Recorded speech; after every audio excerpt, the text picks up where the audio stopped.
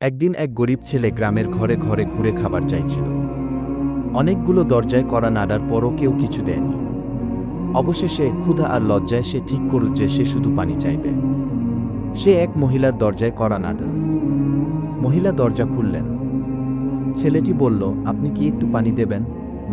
মহিলা ছেলেটির কষ্ট বুঝলেন এবং সে এক গ্লাস ঠান্ডা দুধ এনে দিলেন। ছেলেটি দুধ খেয়ে ধন্যবাদ জানিয়ে চলে গেল। বছর কয়েক পর সেই মহিলা গুরুতর অসুস্থ হয়ে পড়েন। তাকে শহরের এক বড় হাসপাতালে নিয়ে যাওয়া হয়। বহু পরীক্ষা নিরীক্ষা ও চিকিৎসার পর তিনি সুস্থ হলেন।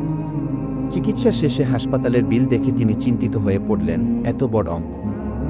কিন্তু তখন তিনি দেখতে পেলেন বিলের নিচে লেখা, এক গ্লাস দুধ দিয়ে এই বিলটি অনেক আগেই পরিশোধ হয়ে গেছে। ডক হাওয়ার্ড কেলিকি। এই চিকিৎসকই ছিলেন সেই ছোট ছেলেটি যাকে একদিন এক গ্লাস দুধ দিয়ে সাহায্য করেছিলেন।